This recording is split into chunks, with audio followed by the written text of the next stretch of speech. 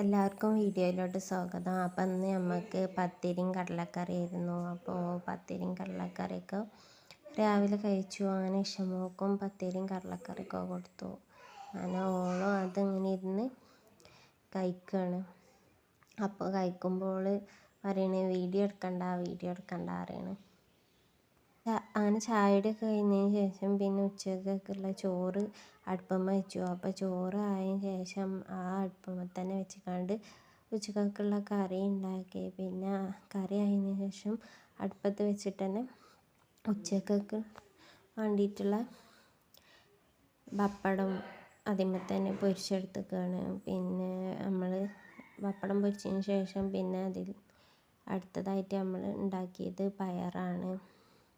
അപ്പം അതിന് വേണ്ടിയിട്ട് കടുക് ഇട്ടെടുത്തു. പിന്നെ നമ്മളെ പച്ചമുളക് ചീന്തിയിട്ട് കണ്ട് പയറും അതിലോട്ട് ഇട്ടെടുത്തു. ഉപ്പ് ഇട്ടെടുത്ത് കണ്ട് കുറച്ച് വെള്ളം പാർന്ന് കണ്ട് നമ്മൾ പയറും അടുപ്പമ്മ തന്നെ വെച്ച് കണ്ട് വേവിച്ചെടുത്തേക്കാണ്.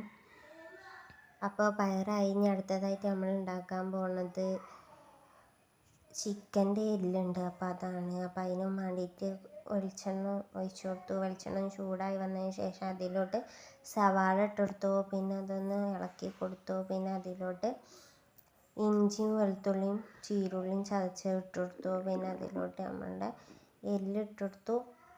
എന്നിട്ട് അതിലോട്ട് മല്ലിപ്പൊടി ഇട്ടെടുത്തു. പിന്നെ മഞ്ഞൾപ്പൊടി ഇട്ടെടുത്തു. മുളക് പൊടി ഇടണില്ല. അപ്പോൾ ഉപ്പ് ആവശ്യത്തിന് ഇട്ടെടുത്തു. പിന്നെ കുരുമുളക് പൊടി, പിന്നെ ഇതിലോട്ട് കുറച്ച് ഗരം മസാലപ്പൊടി, എന്നിട്ട് നന്നായിട്ടൊന്ന് മിക്സ് ചെയ്ത് കൊടുത്തു. എന്നിട്ട് മിക്സ് ചെയ്തതിന് ശേഷം അതിലോട്ട് കുറച്ച് വെള്ളം ഒന്ന് ഒഴിച്ചു കൊടുക്കുന്നുണ്ട്. പിന്നെ അതിൻ്റെ മേലോട്ട് കുറച്ച് കറിവേപ്പിൻ്റെ ഇല ഇട്ട് കൊടുത്തുകൊണ്ട് ഒന്നും കൂടി ഇതൊന്ന് മിക്സ് ചെയ്ത് കൊടുക്കുന്നുണ്ട്. പിന്നെ ഇതൊന്ന് മൂടി വെച്ചുകൊണ്ടൊന്ന് വേവിച്ചെടുക്കുന്നുണ്ട്. അങ്ങനെ നമ്മളുടെ ചിക്കൻ്റെ എല്ല് ഇവിടെ റെഡി ആയിട്ടുണ്ട്.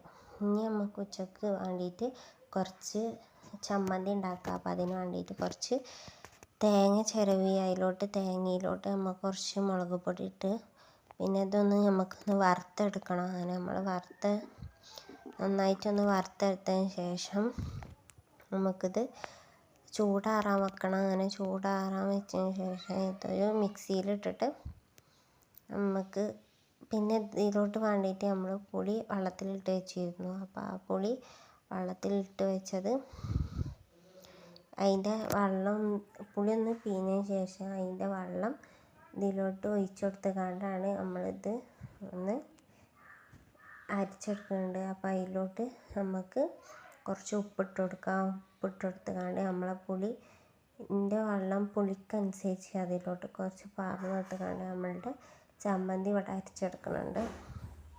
അങ്ങനെ നമ്മൾ ഉച്ചക്കൊക്കെയുള്ളതൊക്കെ ഇവിടെ റെഡി ആയിട്ടുണ്ട്. ഇനി നമുക്ക് വൈകുന്നേരം ആയപ്പോൾ ഒരു ചായ ഉണ്ടാക്കി കുടിച്ചു. അങ്ങനെ ചായക്ക് വേണ്ടിയിട്ട് വെള്ളം വെച്ചിരിക്കുകയാണ്.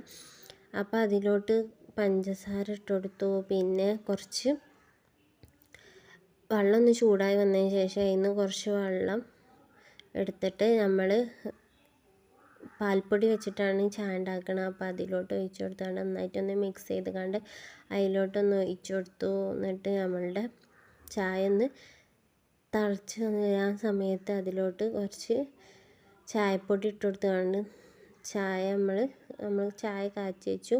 പിന്നെ നമ്മൾ കുറച്ച് ബ്രെഡ് ഉണ്ടായിരുന്നു, അതെടുത്ത് ഒന്ന് ജസ്റ്റ് ഒന്ന് ചൂടാക്കി. ഇതൊക്കെയാണ് നമ്മൾ വൈകുന്നേരം ആയപ്പോൾ ഉണ്ടാക്കി കഴിച്ചത്.